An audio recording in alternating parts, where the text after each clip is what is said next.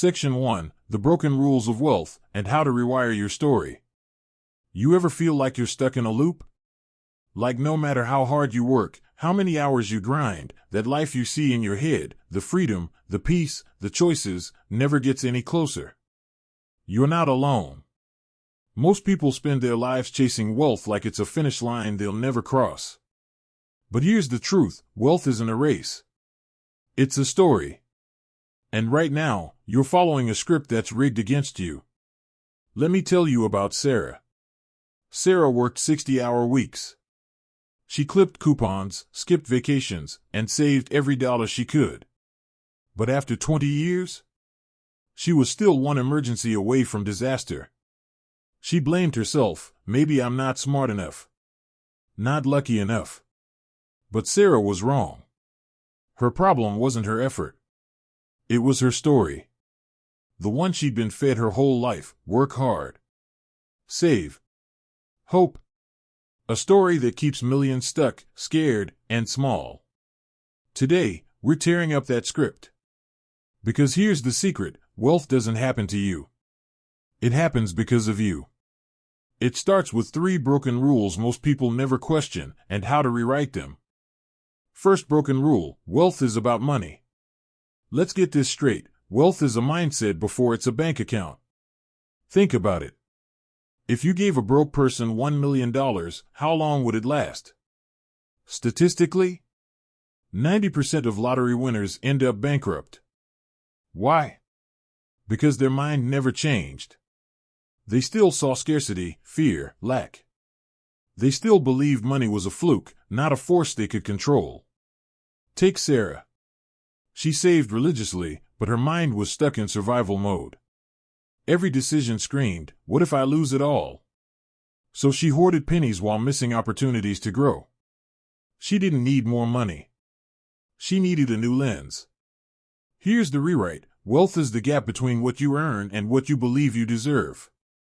If your mind's stuck in scarcity, you'll sabotage every dollar. But if you see abundance, you'll spot opportunities others miss. You'll invest, negotiate, build.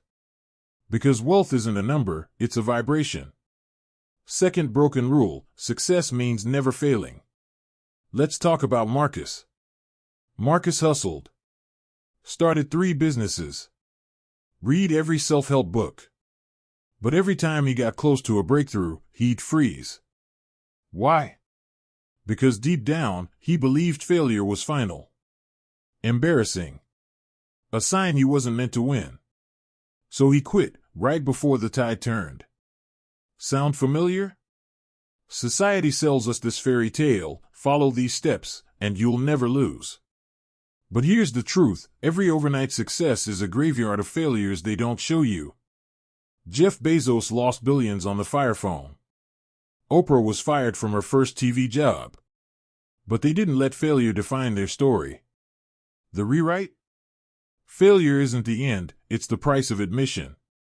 Every no, every setback, every closed door is data. A lesson. A pivot. The only way to lose is to stop playing. So ask yourself, what if my worst failure is just the prologue to my greatest win? Third broken rule: you have to do it alone. Ever heard the phrase, "It's lonely at the top"? It's a lie. The wealthiest people on earth don't build empires alone, they build tribes. Mentors. Partners. Networks. Yet so many of us cling to independence like a badge of honor.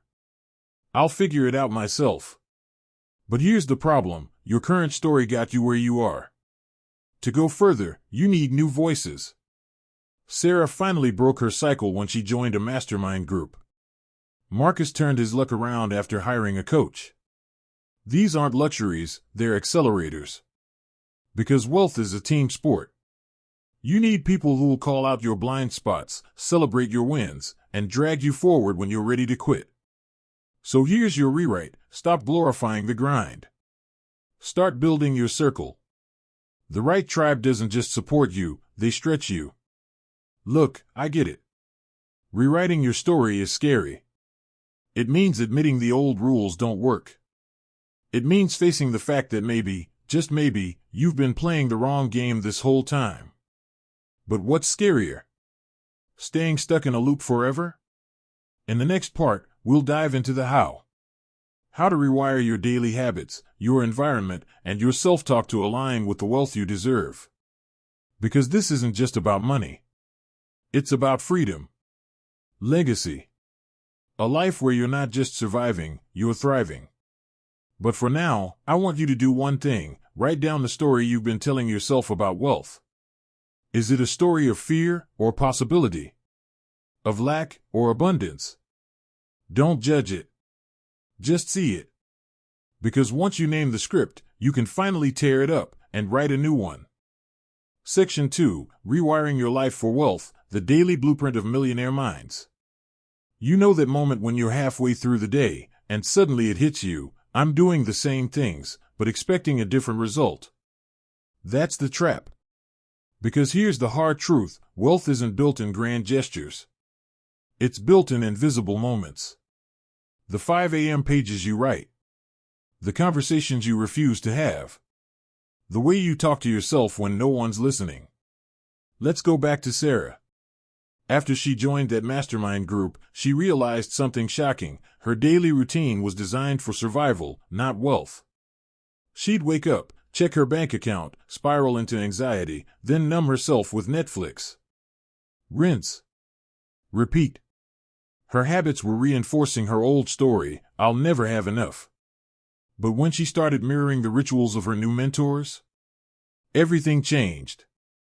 The first rewire: rituals over routines. Most people think discipline is about willpower. It's not. Discipline is about design. Let me explain. A routine is something you do on autopilot: scrolling Instagram, hitting snooze, grabbing fast food. A ritual, though? That's intentional. It's a sacred act that wires your nervous system for abundance. Take Warren Buffett. Every morning, he reads 500 pages. Not schemes, studies. That's not a routine. That's a ritual. He's not just consuming information, he's conditioning his mind to spot opportunities. Sarah adopted a similar practice: 20 minutes of journaling each morning, answering one question: what would the woman I want to become do today? Simple? Yes. Revolutionary? Absolutely. Within weeks, her decisions shifted. She negotiated a raise. Invested in a course. Started seeing money as a tool, not a tyrant. Here's your challenge: find one daily ritual that scares you. Maybe it's cold showers to build resilience.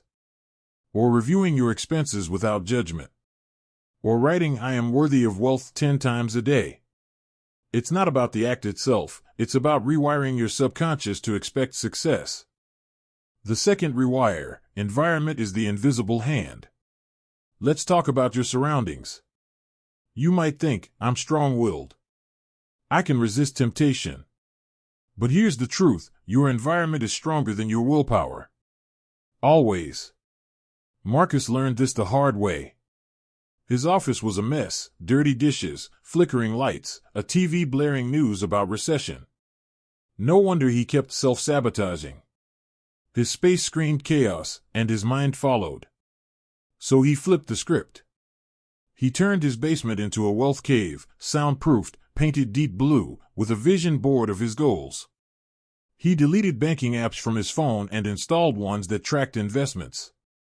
He even changed his Wi-Fi password to Millionaire 2025. Small tweaks? Maybe. But within a month, his focus sharpened. He landed a client who doubled his income. Why? Your environment doesn't just reflect your mindset, it creates it. Think about it: if you walk into a temple, you whisper.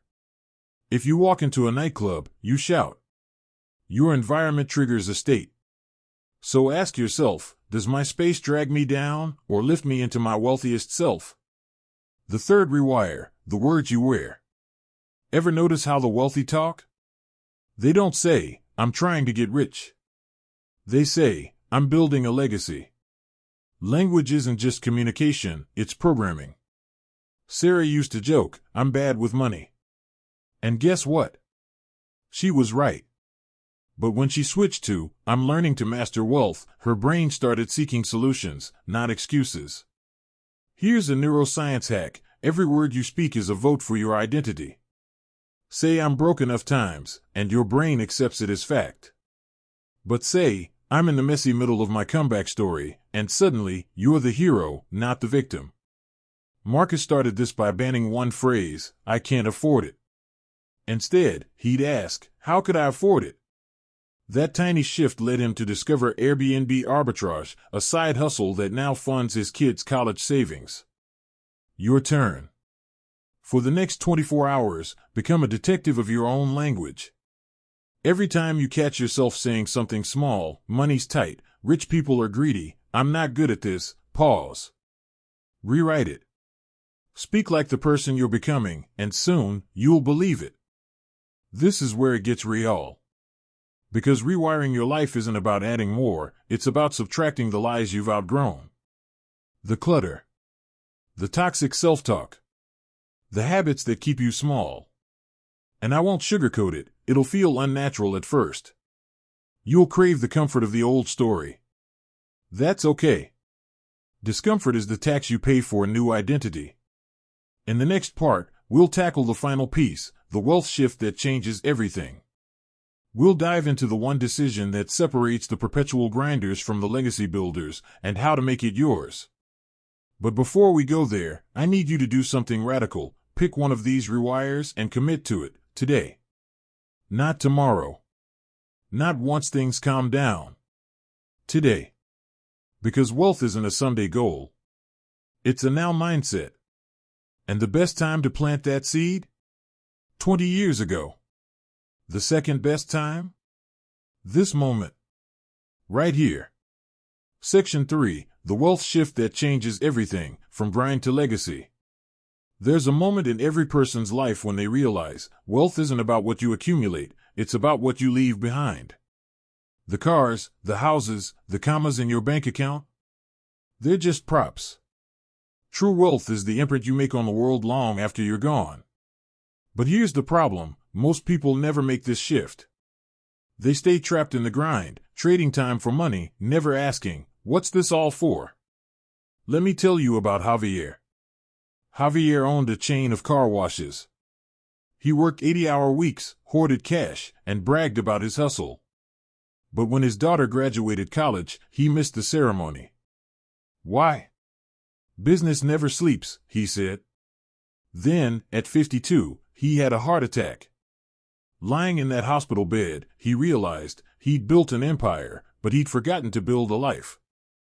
Javier's story isn't rare. It's the default. But it doesn't have to be yours. The first shift, from making money to making meaning. The wealthiest people I know, and I'm not just talking about dollars, wake up every morning with a fire in their chest. Not because they're chasing a bigger paycheck, but because they're chasing a purpose. Take Patagonia's founder, Yvon Chouinard. He didn't build a billion-dollar brand to get rich. He did it to save the planet. And guess what? The money followed. Here's the secret, when you tie wealth to something bigger than yourself, you unlock relentless momentum. Sarah discovered this when she started donating 10% of her income to a girls' education nonprofit. Suddenly, earning more wasn't just about her, it was about funding scholarships, changing lives. And ironically, her income tripled in a year. Why? Because purpose breeds creativity. It turns obstacles into missions. Your challenge, ask one terrifying question, who suffers if I stay small? Your kids? Your community? The version of you that's meant to change the world? Wealth without purpose is noise. But wealth with meaning? That's a legacy. The second shift, from avoiding pain to embracing power. Let's get raw for a second. Why do most people stay broke? They're addicted to comfort. They'd rather nurse their wounds than risk getting hurt again. Marcus used to do this. After his third business failed, he swore off entrepreneurship. It's too risky, he'd say. But deep down, He was terrified of looking foolish. So he settled for a safe job and a life of quiet regret. But here's the truth no one tells you: your relationship with pain determines your ceiling. The wealthy don't avoid discomfort, they leverage it. They know every rejection, every failure, every sleepless night is a badge of honor. A sign they're playing a bigger game. So how do you shift? Start small. Next time you feel the itch to avoid a hard conversation, asking for a raise, pitching an idea, setting a boundary, lean in. Say to yourself, this pain is the price of my power. Do it once, and you'll feel alive. Do it daily, and you'll become unstoppable. The third shift, from static to fluid. The old rules of wealth were simple: go to school, get a job, retire at 65. But that world's gone. AI is rewriting industries overnight. The gig economy is exploding. Cryptocurrencies are reshaping finance. And yet, most people cling to the way things have always been done. Here's the reality: the greatest wealth creator of this century isn't stocks, real estate, or crypto, it's adaptability. Take Sophia, a 58-year-old teacher who lost her job during the pandemic. Instead of panicking, she launched a TikTok channel teaching Shakespeare through memes. 2 years later, she's making 6 figures and has a book deal. Fluidity isn't about chasing trends. It's about staying curious. Learning to pivot without losing your core. Javier did this by selling his car washes and starting a mentorship program for blue-collar entrepreneurs. Now, he works 20 hours a week, but his impact and income has never been higher. Your move: audit your life quarterly. What's working? What's obsolete? What fear are you mistaking for wisdom? Let go of the ladder you've climbed and start building wings. This is where the magic happens. When you stop chasing wealth and start channeling it, through purpose, power, and fluidity, you tap into a force bigger than yourself. You're no longer a hamster on a wheel. You're a sculptor, a scientist, a sage. In the final part, we'll bring this full circle. We'll talk about the daily choice that defines every millionaire, the one practice that turns these shifts from ideas into immortality. But before we go there, I need you to sit with this: legacy isn't a someday goal. It's a daily decision. Every word you speak, every risk you take, every dollar you spend, it's all writing your story. The question is, what do you want that story to say? Write it down. Whisper it to the mirror. Carve it into your morning ritual. Because the world doesn't need more grinders. It needs more architects. More believers. More legends. Section 4. The daily choice that defines every millionaire. Your legacy starts now. Let me ask you something. What's the difference between a moment and a movement? Between a paycheck and a legacy? It's not luck. It's not talent. It's one choice. The same choice made daily by every person who's ever turned dust into gold. You've met Sarah, Marcus, Javier. People just like you, stuck in loops, shackled by old stories. But they changed their lives. Not with a lottery ticket. Not with a viral hit. But with a decision to stop building a resume and start building a legend. The final shift, the 24-hour rule of legacy. Every morning, billionaires, single moms, artists, and rebels alike face the same question: will today be about survival or significance? Sarah answers it by writing 2 checks, one to her savings, one to her charity. Marcus does it by spending 60 minutes mentoring a young entrepreneur, even when he's too busy. Javier? He calls his daughter every night, no matter what. Not because it's easy.